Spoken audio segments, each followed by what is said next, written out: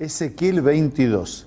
En este capítulo se destaca cómo el profeta Ezequiel enumera algunos de los pecados de la ciudad de Jerusalén, que son los siguientes: idolatría, violencia, crueldad contra los extranjeros, derramamiento de sangre inocente por parte de los príncipes de Israel, desprecio hacia los padres, calumnia, abominaciones con las mujeres del prójimo, sacerdotes que cometieron sacrilegios en el santuario de Dios, falta de discernimiento entre lo santo y lo profano por parte de estos líderes y además la profanación del sábado. Estos pecados provocaron la caída de la ciudad de Jerusalén. Era una caída inminente. Los primeros versículos presentan los crímenes que habían calificado a Jerusalén como una ciudad derramadora de sangre inocente. También señala los asesinatos hechos al amparo de la ley y del ofrendar niños en sacrificio a Moloc. Por esta razón Dios dirige esta palabra a la nación israelita por medio del profeta Ezequiel: ciudad derramadora de sangre en medio de sí, para que venga su hora, que hizo ídolo contra sí mismo para contaminarse. Eso significaba que la hora de su juicio había llegado. No fue un capricho de Dios castigarlos, sino que su propia maldad la había alcanzado. Dios no es un Dios castigador, tampoco un Dios permisivo que hace la vista gorda frente a las injusticias y la violación de su ley y sus principios. Es nuestra propia decisión alejarnos de su presencia y entregarnos a la concupiscencia del pecado, lo que trae la espada justiciera de Dios.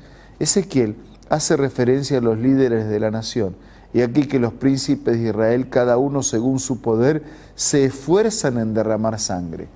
Esta descripción de los líderes es muy triste al ver un pueblo que fue elegido por Dios para hacer luz para las demás naciones, que llega a ser tan cruel e injusto delante de su Hacedor. Es una muestra clara de lo terrible que es alejarnos de los designios de Dios y ser dominados por el pecado. Con gran acierto y por inspiración divina, Isaías diría: por vuestras iniquidades han hecho división entre vosotros y Dios, vuestros pecados han hecho ocultar de vosotros su rostro para no oír. Por otro lado, podemos observar cómo la maldad de los israelitas no quedó fuera del juicio divino. De igual modo, la violación de la ley de Dios, las injusticias de esta generación, no quedarán sin ser alcanzadas por la justicia de Dios, porque Él no pacta con el pecado. Los otros versículos presentan el designio de Dios de salvar al pecador. Dios siempre hace que, desde que el pecado entró en la humanidad, Dios siempre buscó a Adán para redimirlo. Él fue al rescate de Lot en las ciudades de Sodoma y de Gomorra. Aunque los versículos anteriores presentan un cuadro triste y sombrío donde el caos reina, el versículo 30 describe a un Dios que con amor indecible ofrece su bendita salvación al hombre perdido y confundido por el pecado.